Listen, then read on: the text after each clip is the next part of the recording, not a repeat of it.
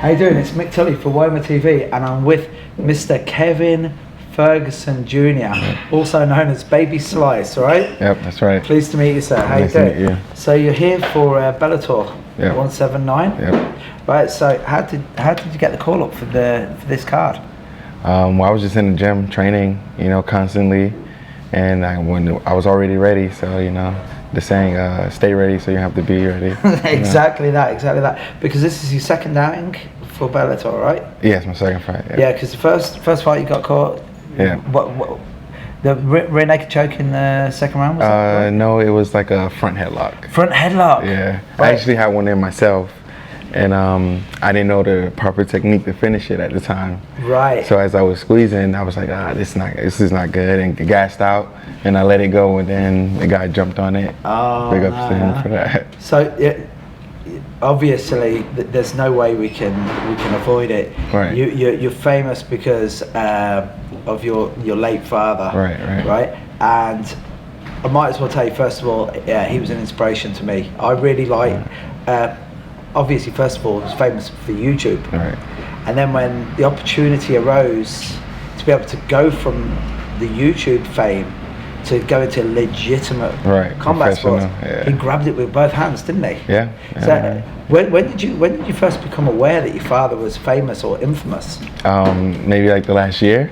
Really? The last 2 years, yeah. How come? I was always around it, so I never really looked at it from the fan perspective. I was there. I was working with him, working with the team. I knew to an extent that he was big, but I didn't know how big until now. Because he was just your dad. Even now, it still amazes me now. Really? I'm still, yeah.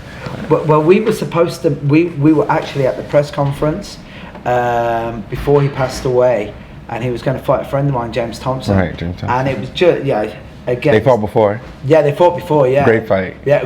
Great fight. Yeah. Also, that was that was the great thing about your dad, because everyone was like, yeah, he's famous for beating people up at barbecues and stuff. Yeah. But I tell you, there was a lot more to the guy than that, right? That's right. So how did you get into martial arts? Like I said, I've been around it my whole life, and I've been wanting to fight, but he told me to go to school first. So I went to school first, and after that, I stayed in the gym, and I got my own fight. I didn't ask these guys for help. I didn't ask my dad. I didn't ask my manager. I did it myself, and I set it up. My old gym, Plus One Defense, they set it up for me. Really? And yeah. Because that is a pretty big shadow to be under, right? Yeah. But good thing I wanted to do this my whole life. It's my passion, so it ain't like it's hard to follow. Yeah. That's you've always wanted. You've always wanted to fight MMA. Yeah. Right. So when did you start training then? Like literally when you could walk, or? Well, not fully MMA, but as far as the bob and weave and throwing hands like boxing, yeah. From birth, pretty much. Really? Since I was like 6, 7. But you see, this is the thing. What a lot of people don't realise, and it's a real shame, because it's only when people pass away that you get the full story. Right. Yeah. That's how it works. Yeah. And your dad was nothing like the public persona. Yeah. Of the because he was a scary looking dude. You have to set a fight, It's an image. Exactly. And what was he like at home? A father, a loving father, just like every father should be. Yeah. But from what I know, he was a great father, Oh, perfect. Yeah. So you got a fight coming up, and I'd just like your perspective on this, because you've got a shot, and some of it people will say is because of your father. Right. So do you find that's added pressure to you, or are you just going to turn up? No, I'm just going to turn up, man. It's more eyes on me, which is perfect, which is good, because a lot of fighters that come in, at the beginning of their career, you have to make a statement or make a name. Now I already have the eyes on me. So it's pretty much just putting in the hard work. Yeah, what do you predominantly train at the moment? Team Body Shop. With Antonio McKee and AJ McKee, the Mercenary. Yeah? Yeah. And what's your favorite discipline in MMA? The wrestling, for sure. Wrestling, yeah? Because you were known to just be a banger, right? Right, because my father, right? Yeah, exactly. Yeah, and do you do Brazilian Jiu-Jitsu as well? Yep. Right. I started with Brazilian Jiu-Jitsu. Did you? Yeah. How did you find that when you first got into it? I didn't like it at all. Me either. Yeah, I didn't like it. I didn't like the gi. I didn't like nothing about it, you know. But my sensei told me, just keep doing it, just stick with it, you know, and eventually I'll start liking it, and that's what happened. Sometimes you just got to believe in the process, right? And it sucks. Yeah. And the problem is, it's only when you get through that initial part that you go, right. So I had to pay that because when you can bang people out with both hands, getting on the floor and some guy who's like 20 pounds just lighter, a whole nother world, you know. Whole nother world. Yeah, they're sharks and you can't even swim. Right. That's how it works. That's how it works. So what's your plan going into the fight? Just get the W, you know, be dominant the whole fight. If it goes 3 rounds, be dominant every round, you know. Yeah. But yeah. And where do you see the future taking you? Keep training and keep fighting and try to get that title. Yeah. So apart from MMA, what are you interested in? Photography and fashion. Really? Yeah, that's what I went to school for in college. Oh, this is interesting. Yeah. You wouldn't have put photography and fashion. Right. And what is this, fashion designing? Yeah, fashion design, just putting clothes together. Yeah, throwing things together. What appealed out of the fashion industry, or is it the artistry behind it, or? Yeah, and you have to dress yourself every day, you know, and I like to look good, so. But you've got a seriously good look. I commented earlier on the Ankh. Yeah. I read American comic books, and in the Sandman, death has that. Yeah. And does that have any meaning for you? This? It's the meaning of life, you know.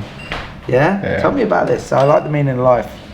Just expand on this for me, please. This life is how you were created, how everyone is created, you know, by the woman.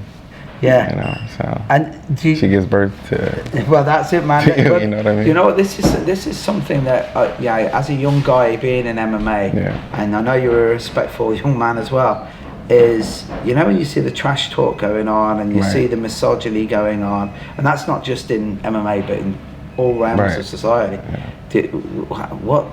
What's your views on that? And this has nothing to do with MMA. Right. I don't trash talk at all. That's not my thing. I'd rather do it in the ring, you know. My performance is going to do all the talking for me. Really? Yeah. Do you know what? This is very refreshing, because I feel like trash talking is to give you confidence, you know. Like, I'm a trash talk to try to talk myself into doing this, or talk myself into being this kind of person, you know. You know, when you see the guys do that, and I'm looking at them thinking, the person you're trying to convince isn't him. You're trying to convince yourself. Right, exactly. That's a mirror that you're talking to right there. So you say you live in Miami? No, I'm in Long Beach right now. Long Beach? Yeah, Long Beach, California. Yeah. How are you enjoying the weather today? It's nice. I like it. I mean, I went to school in San Francisco too, so. Oh right, so you're used to that. I'm used to the weather. So, what did you get? Did you get a degree in photography? Well, I started working in that field, so I didn't. But in photography, you don't really need a degree. Just if your work is good, then you could get paid. Yeah. You make money. Yeah. What sort of photographs do you take? Or like portraits. That's my thing. Really? And landscaping. Yeah. Yeah. Yeah. Who would you like to shoot? That's a great question. Actually, I never. Maybe like Floyd Mayweather. I could show him. A couple models. Yeah, obviously. Models. Right. Models always look good. Yeah, that's what they do. Sure. But why Floyd? I would look up to him pretty much my whole life, watching him boxing. He's been dominant, man, since I started watching him. My first fight was him versus Arturo, you know. Really? Yeah, I watched that with my father, actually. We watched that together, and he was just an animal, man. Stopped him. Arturo Gatti. He kept coming. Yeah, but I still remember the Mickey Ward. Right. Oh, jeez. Yeah. Did you see the latest? Did you see Canelo Alvarez? With, no, I didn't watch the Chavez Jr. No. Chavez Jr. Yeah. I really like that, because this actually will lead on to something quite interesting, because Alvarez is literally playing the role of Chavez's father now, you know, because Chavez's father was the guy who built himself up, and Chavez Jr. is he was like the Trustafarian, because he had the money. Yeah. He didn't have a impoverished upbringing. Right. You know, Alvarez's father's an ice cream seller. That's what it is. So, do you think it's, you know, with your father's influence, do you feel that you have to try and equal or surpass or be your own man, What's? I guess it's a little bit of both. You know, I'm definitely my own man, but I'm also trying to surpass what he did. Yeah. At the same time. Yeah, because that was again the one thing that he had was when he went on the Ultimate Fighter show, because that I thought that was really smart. Right. Yeah. Because he could have been thrown in on a card, had a fight, got his ass kicked. All these MMA fans would have turned around and gone, "Yeah, you see, right. if you don't train," and he didn't, because he didn't take the easy route. Right. He went into the show. Fought Roy Nelson. Yeah. Roy Nelson's no joke. Yeah, right. But Roy didn't want to stand with him though, you know. Roy was you know, I wouldn't need, I understand it, but you know, I wouldn't want to stand. He took the smart road on that one. Yeah, for sure. He did. Yeah. So is there any dream fights that you'd like to have? Because I know it's early in your career, maybe right? when I get a couple, like a year into it, maybe like one of the old guys, not an old guy, but you know, a guy with a name, one of the legends in the game. Yeah. So who do you like? Yeah, just to watch in MMA. Who inspires you? Well, Anderson Silva, John Jones, you know, and those guys for sure. Definitely Anderson Silva. And Paul Daly actually. Really? Yeah. Paul's a good guy. He has power, man. You know, Simtex. That's his name for a reason. Paul's a great. He's a great story of redemption. Yeah. Because he went from fighting like at the biggest show in the world, one bad mistake, right? Yeah. And then he's fighting in swimming pools in front of like 300 people. You know, right, yeah. It went the other way. What do you think with John Jones? Do you reckon there's a road back for this guy? Yeah, he's fighting actually. But has he changed? Because he had some personal issues, right? I mean, he was having fun. You know, he was enjoying himself. He was a champion. No one could beat him. You know, let him have fun. You know, I guess he just did something that got out there and just messed him up. Well, it's very interesting you said this, because if he was a rapper or an actor, it wouldn't be like that. Oh, that would have been the best thing for his career. he was just enjoying himself with his friends after a win, after victory. You know. Yeah, what are you gonna do? And then so you're racing your car. Now it's like, okay, now I can't have fun. Now, even in my personal life, I have to be a professional. What if I don't want to be a professional right now? What if I want to just be a kid or, you know, just have fun? I can't do that. You know? Well, you see, do you think the spotlight on these guys, because the whole rule book's being rewritten now. Right. Yeah. MMA is such a young sport. You know, you look at Michael Jordan. Michael Jordan, as he was coming up, I'm sure he must have made mistakes, right? Right. But now you're so closely scrutinized. Yeah. Yeah. Do you think that's pressure or not? What can you avoid it? Do you think? Oh yeah, of course. I don't go out. I don't do none of that stuff anyway, so it's easy. It's easy for me.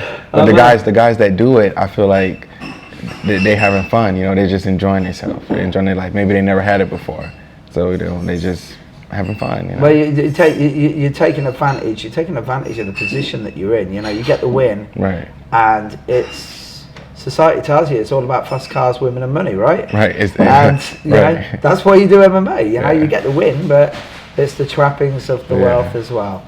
Yeah. My final question to you is going to be this. Right. So, you get the W. You go on to Bellator, and you just kill it. 5 years' time, where do you think you're going to be? I'll be a champion within 3. Yeah. Now we're talking. For sure. Yeah? Yeah. Just because of my style, the way I move, I feel like my whole demeanor inside the cage.